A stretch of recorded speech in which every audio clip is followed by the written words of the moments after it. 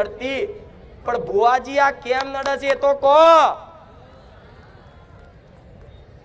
આ મેલડી માનું દુઃખ તમે બતાવ્યું બરોબર છે, અમે માનીએ છીએ કે હા અમે 4 ભુવા ફર્યા, 5 ભુવા ફર્યા, બધી જગ્યાએ એવું કીધું તમને મેલડી માનું દુઃખ છે. પણ ભુવાજી તમે એ તો કહો કે આ મેલડી કોની અને કેમ નડે છે. પણ તમને એવું પૂછતા આવડતું? તમે જે કરો લાવ જે હોય વારિયાલું. કયો ભુવો એવો પેદા થયો છે કે મારા જેવી મેલડીને વારી જાય?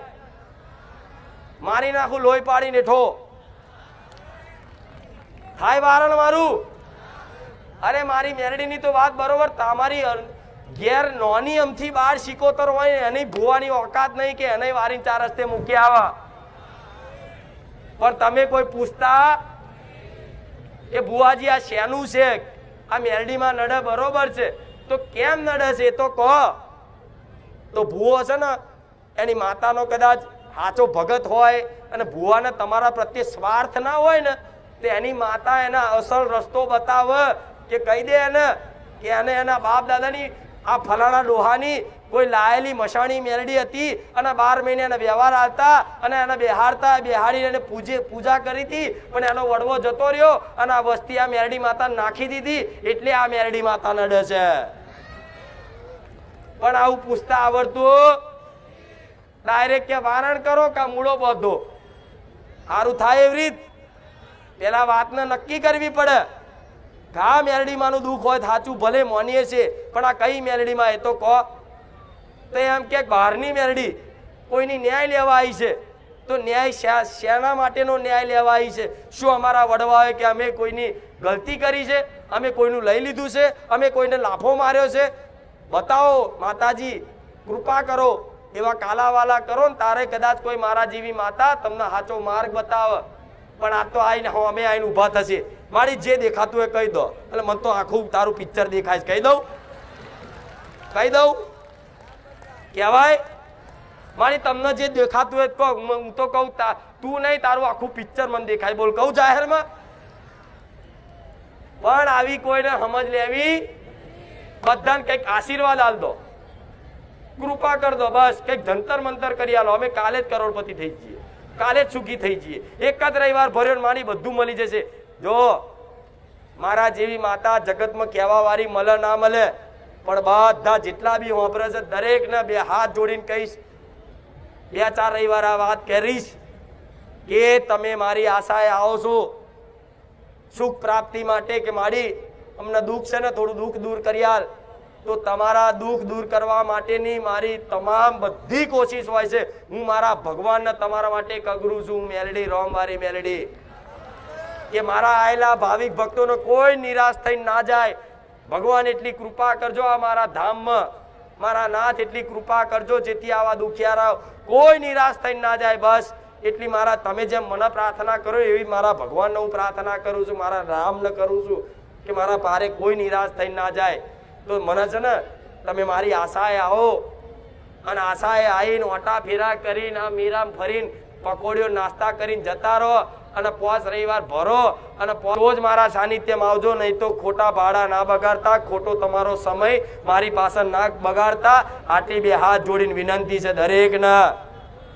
કોઈ આવું જાહેરમાં કહે છે નહીં કે ભુવાઓ તો આમંત્રણ આ છે કે આવો આવો આવો. હું માતા એવું કહું છું કે મારી પર વિશ્વાસ, મારી વાતનો વિશ્વાસ આવતો હોય ને તો જ અહીં આવો, તો જ અહીં બેહો. નહીં તો ખોટા ભાડા ના બગાડશો, ખોટો ટાઈમ ના બગાડશો. કેમ? મારા ભીડ ભેગી કરીને મને નરેન્દ્ર મોદી એવોર્ડ નહીં આલવાનો. આ તો બધી મારી મહિમા છે. આ ભીડ બાજુ નજરે નહીં મારતી, ક્યારેય પ્રસન્ન નહીં થતી. જોયું કે આખા ગુજરાતમાં મોટું સાનિધ્ય લઈને બેઠી છે, ક્યારેય નહીં કહેતી. પણ મારી વાતોમાં કંઈક સત્યતા હશે, મારા સતમાં કંઈક પ્રમાણ હશે, તારે આ બધો મેરો ભેગો થાય છે. તો જો બધાના દુઃખ મટે છે ને, તો બધાના દુઃખ કઈ રીતે મટે છે એ તમે ઓળખો, એ જાણો. મારી વસ્તી કોણ છે, મારો દીકરાનું નામ શું છે એનાથી મતલબ નહીં. અહીં સેવકો કોણ કોણ છે, મેન સેવકમાં કોણ છે, મારી ડ્રાઈવર કોણ છે, આ બધું ધ્યાન રાખવાની જરૂર નહીં. તમે ઓળખ રાખો ને તો મારા શબ્દોનો રાખો, બીજા કોઈનો ના રાખશો. જો કદાચ હું મેલડી સાક્ષાત મળવા ના આવું મને કળિયુગમાં મહામાયા ના કહેતા. પણ અહીં તો આવશે એટલે 17 વખત તો આગા પાછા અહીં તો સારો નંબર નહીં આવતો. હા તો નહીં આવતો નંબર, ચોખ્ખું કહું છું. જાઓ જાહેરમાં કહું છું, મારા સાનિધ્યમાં પૂછવાનો નંબર આવતો સંભળાય છે બધા? આ બાજુ આ બાજુ આ બાજુ લોકો તો એવું લખે તમારી બેઠક લખવામાં આવશે, આવજો. હું જાહેરમાં એવું કહું છું કે મારા પારે નંબર લખવામાં આવતો નથી, તોય લાખો ભાવિક ભક્તો કેમ આવે છે એ આઈને એક વખત અનુભવ કરો, ખબર પડે કે વગર નંબર લખે, વગર કોઈ વાત કીધે, ખાલી મારા સાનિધ્યમાં બેહવાન પ્રવચન વાપરવાથી તમારા દુઃખમાં 75% રાહત મળે છે, એવા મારા જૂના ભાવિક ભક્તોનો અનુભવ.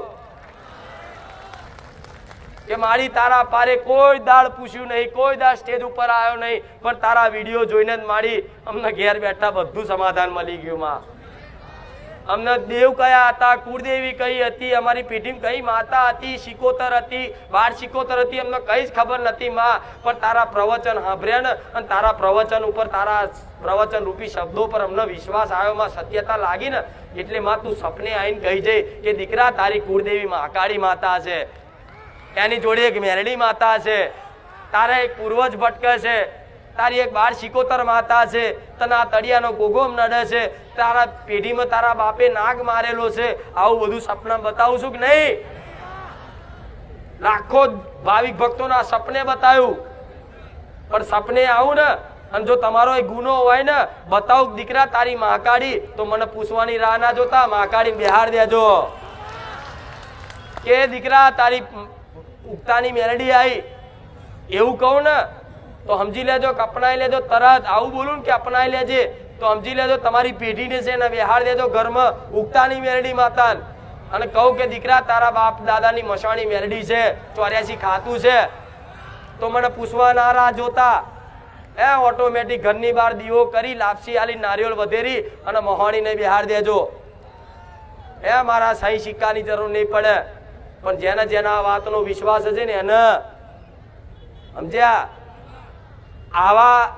આવા જમાનામાં, આવા કળિયુગમાં, હડાહડ ઘોર કળિયુગમાં મારા ભાવિક ભક્તોને ઉભા કરું ને તો એવું કહે છે કે માડી તું સપને આવી અને સપનામાં આવીને ગાદી પર, અમે નીચે બેઠા હતા તું ગાદી પર બેઠા હતા, આખી બેઠક પતાવી દીધી તે.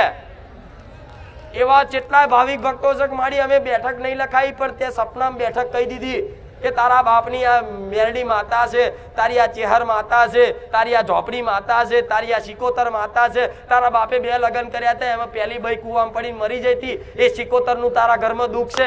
આવું બધું સપને બતાવી દીધું. અને જેણે જેણે વિશ્વાસ રાખી અને ઓંધરું કર્યું છે ને એને મને પૂછવાની જરૂર પડી. એ ભાવિકને એમ કહો બોલ દીકરા શું પૂછ્યું, એમ ના માડી બધું આવી ગયું. આ ક્યારેક કૃપા મળે જ્યારે ટકી રહેવું પડે. શું ટકી રહેવું પડે? પછી આ રવિવાર કે ખુખાર મેલડી નહીં, હેડો બીજી મેલડી, બીજા રવિવાર ત્રીજી મેલડી, એટલે 500 મેલડી પર 500, પણ તારો ઉદ્ધાર નહીં થાય. લખી રાખ. સમ અધૂર્યા માણસ નું કામ અડધું અડધું ખવાય. ભૂખ લાગી તો એક પલાઠી વાર લો, જો લગીન ઓડકાર ના હોય તો લગીન ધરાઈને ખાવ. પણ ઘડી ગઈ ખાધું, ઘડીક બાર પકોડી થોડી ખાધી, હાઈવે હોટલે જઈને થોડું ખાધું, પેટ ભરાય. 4 જગ્યાએ ખાવ થોડું થોડું, પણ એવું કહેશે સારો ભૂખ્યો જ રહ્યો, મજા ના આવી. તો એક જ જગ્યાએ પલાઠી વારીને બેઠા છો ને તેવી રીતે જ એક જ જગ્યાએ આ પલાઠી વારી ટકી રહેવું પડે.